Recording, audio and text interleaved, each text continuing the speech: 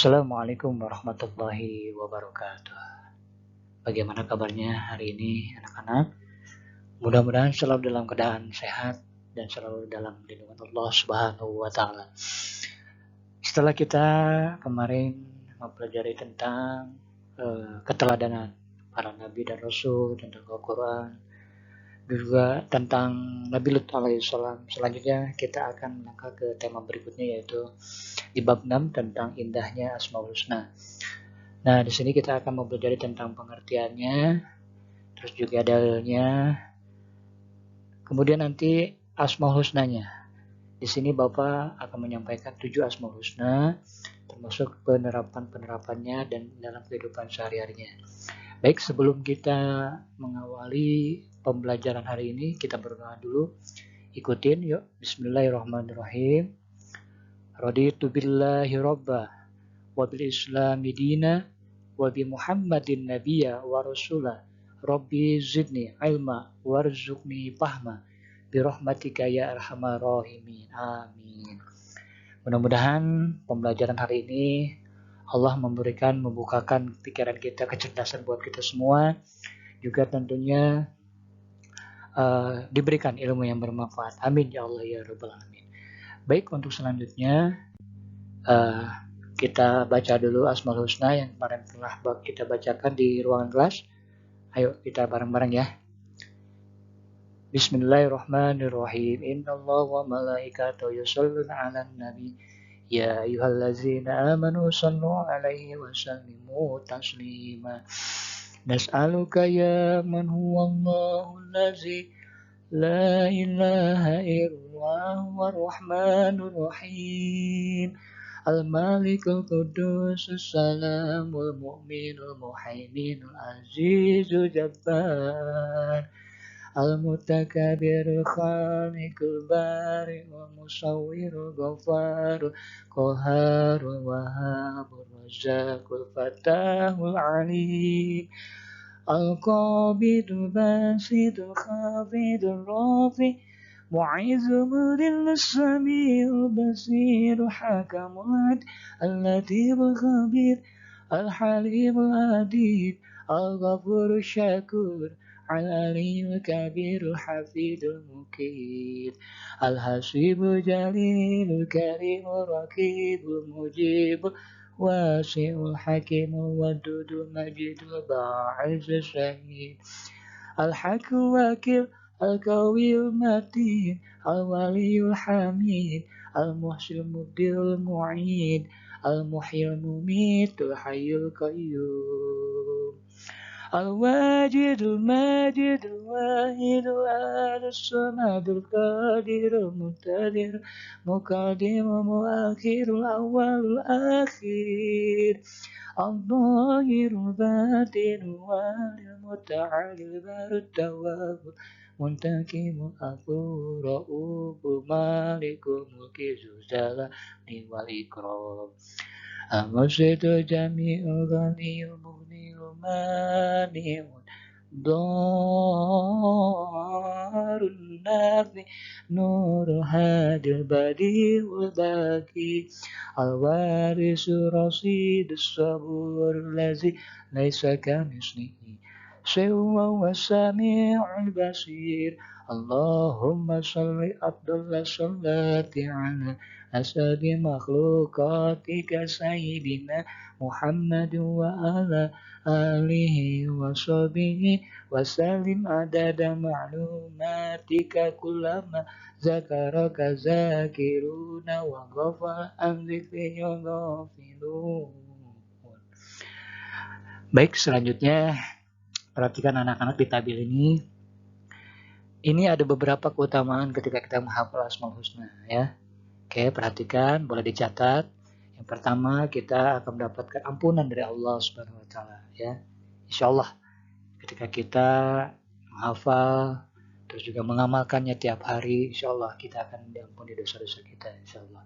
Dan yang kedua, ini akan menjadi pembuka pintu rezeki ya, insyaallah Allah bukakan pintu rezeki dari manapun ya. Dan yang untuk yang ketiganya adalah sebagai pengendalian nafsu ya.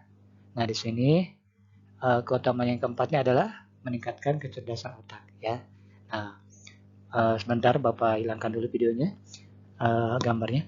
Nah, meningkatkan kecerdasan otak. Bagaimana? Mau kan? Ya, mudah-mudahan dengan kita selalu membaca membaca Al-Asmaul Husna, tentu kita akan mendapatkan beberapa keutamaan. Yang terakhir adalah terhindar dari sifat lupa. Karena kita tahu bahwa manusia itu al-insanu makhlukul khotob wa nisyan. Manusia itu tidak luput dari salah dan lupa ya. Namun ketika kita selalu membaca dan mengamalkan ini dengan ikhlas Asmaul Husna ini, insya Allah kita akan terhindar dari penyakit lupa. Amin ya Allah ya Rabbal Alamin. Baik, kita lanjut ke tabel berikutnya adalah ini tentang pengertian Asmaul Husna. Ya, perhatikan. Sebentar, maaf. Secara bahasa Asmaul Husna ini adalah nama-nama yang indah dan baik. Namun secara istilah, nama-nama yang baik lagi indah hanya dimiliki Allah sebagai bukti keagungannya ya, dan kebesarannya. Oke, bentar.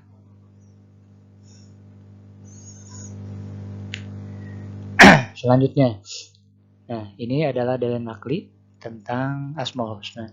A'udzubillahi minasyaitonirrajim. Bismillahirrahmanirrahim. Innalillahi tis'ata wa tis'ina ismam mi'atan illa wahidan.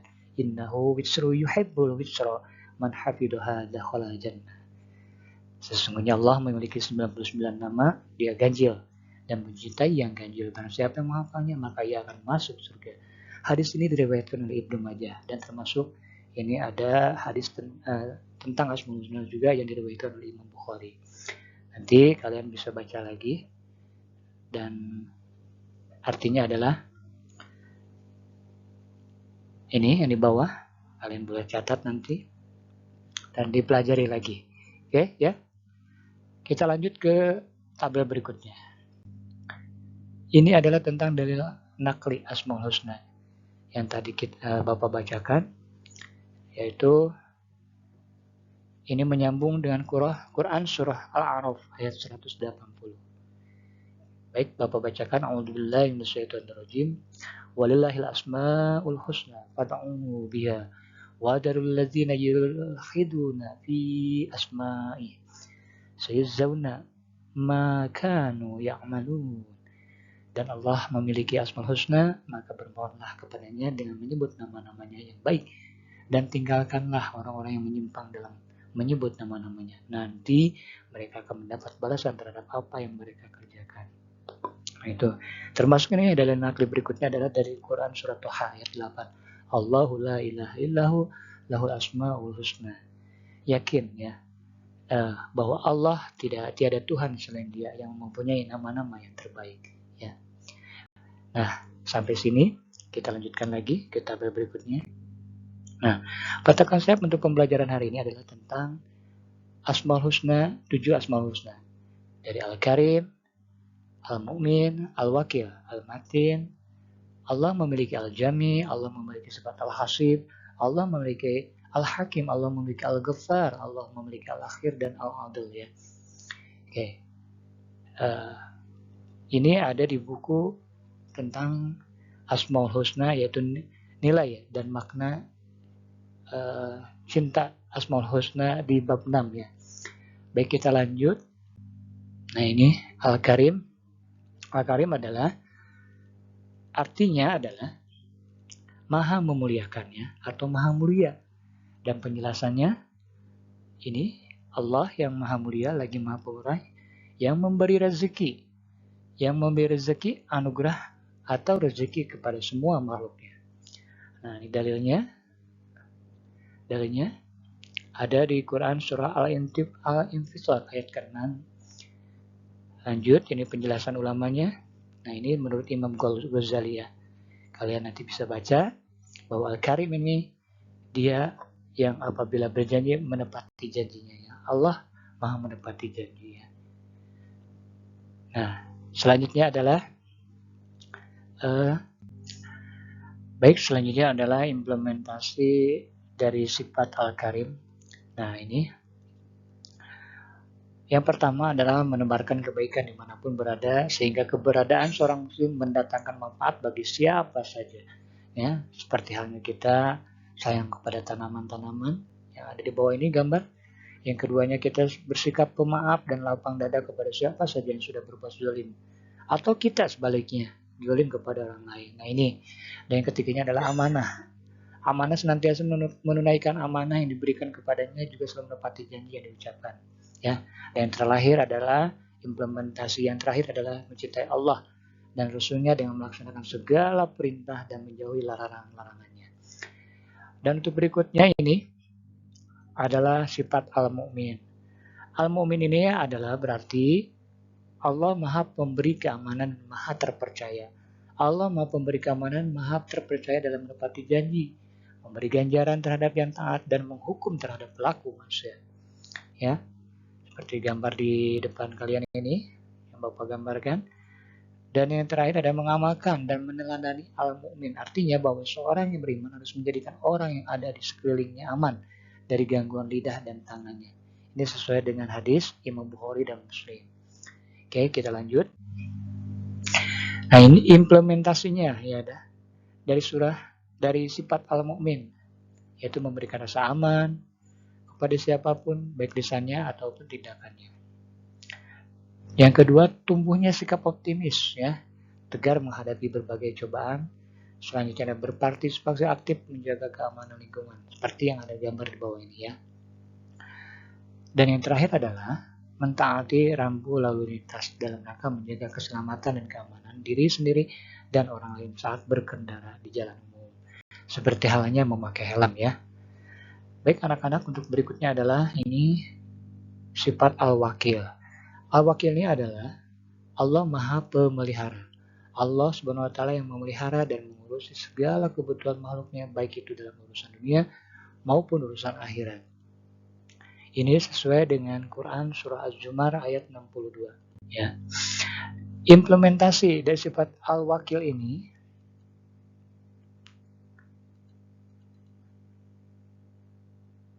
adalah senantiasa memohon ampunan kepada Allah, berdoa kepada Allah, dan ketika memiliki kepedulian terhadap urusan saudara yang seiman dan dimanapun berada.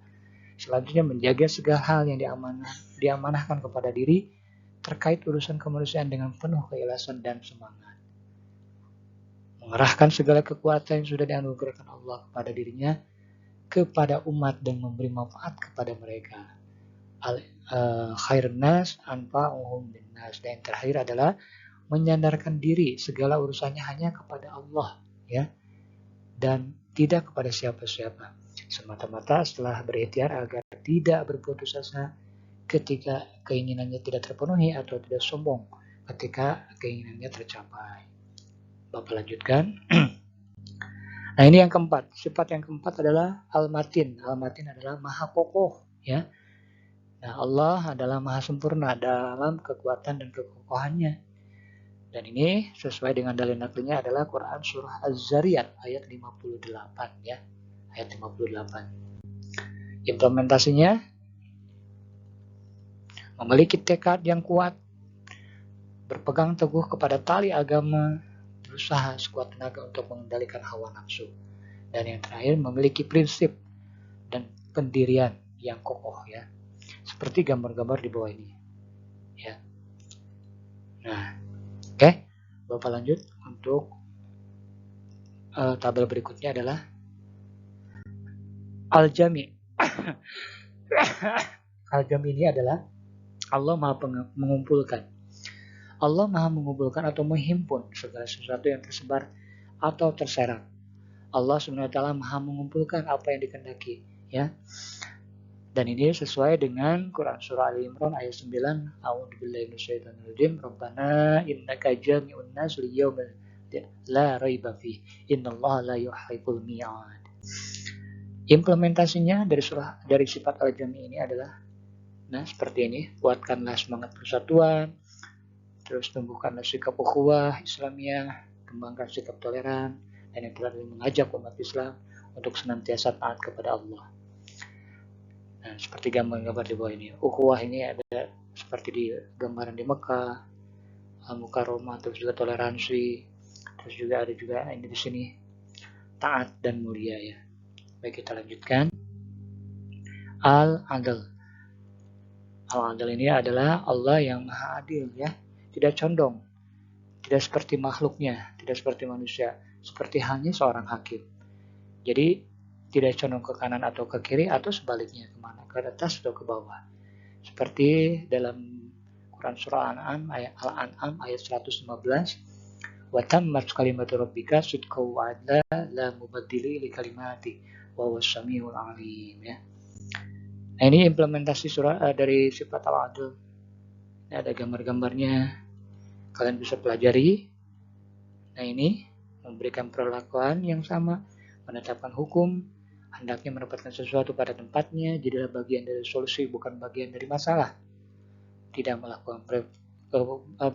melakukan keberpihakan, ya, tidak berat sebelah maksudnya. Dan terakhir adalah bersikap sportif. Oke, untuk sifat yang terakhir adalah al-akhir. Dalam pembelajaran ini, sifat al-akhir ini adalah berarti maha akhir. Allah maha kekal. Tatkala semua makhluk hancur, Allah yang kekal. Seperti dalam Quran surah Al-Hadid ayat ketiga. Huwal awwalu wal akhiru wal zahiru wal batin wa huwa bikulli syai'in alim. Nah, ini implementasinya. Kalian bisa dibuka nanti, dibaca lagi, ditelaah. Menjadikan Allah sebagai tujuan peribadahan seorang hamba. Meyakini sepenuh hati bahwa yang kekal hanyalah Allah. Menyadari bahwa kematian pasti akan datang, sehingga senantiasa termotivasi untuk selalu berbuat amal soleh ya. Nah itu. Oke, ini yang terakhir. Kesimpulannya adalah Quran dari Al-Karim ini artinya adalah Allah Maha Mulia. Selanjutnya Al-Mu'min, Allah Maha Pemberi keamanan, Al-Wakil, Allah Maha Pemelihara, Al-Matin, Allah Maha Kokoh, Al-Jami, Allah Maha Mengumpulkan, Al-Adil, Allah Maha Adil, Al-Akhir, Allah Maha Akhir ya. Nah, dari kesimpulan ini mudah-mudahan kalian bisa memaknainya, walaupun penyampaian Bapak terlalu mungkin kecepatan, tapi kalian bisa ulangi lagi video ini, bisa dilihat dan bisa diulangi lagi. Dan kalau ada apa-apa bisa lewat email ke Bapak, bisa dikirim. Dan jangan lupa tugasnya. Kalian nanti tugasnya adalah membuat kelompok seperti kemarin, waktu pertemuan minggu kemarin, terus juga memahaminya, terus juga kalian mendiskusinya, dan yang terakhir nanti dikumpulkan nanti di pertemuan selanjutnya ya, di pembelajaran akidah akhlak selanjutnya. Dan jangan lupa LKS halaman 18 tolong diisi juga ya. Dan insya Allah mudah-mudahan kita bertemu lagi di tempat dan waktu yang sama, di waktu jadwal yang telah ditentukan. Terima kasih. Untuk hari ini kita tutup lagi dengan doa. Subhanakallahumma wa bihamdika asyhadu an la ilaha illa anta astaghfiruka wa atubu ilaik. Mohon maaf atas segala kekurangannya. Jangan lupa selalu bersyukur kepada Allah, dan jangan lupa belajar, sholat, dan mengaji di rumah. Terima kasih. Syukran jazakillah. Assalamualaikum warahmatullahi wabarakatuh.